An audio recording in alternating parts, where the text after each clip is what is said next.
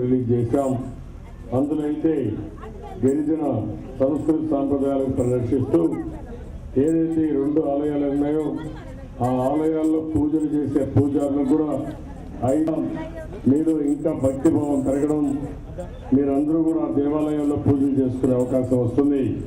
అలాంటి అవకాశాన్ని కల్పిస్తూ ఈరోజు కాంగ్రెస్ పార్టీ ఉంది. గిరిజనులకు ముఖ్యంగా లంబాడాలకు చాలా ఇబ్బందులు వచ్చాయి, చాలా సమస్యలు వచ్చాయి, చాలా కష్టాలు వచ్చాయి.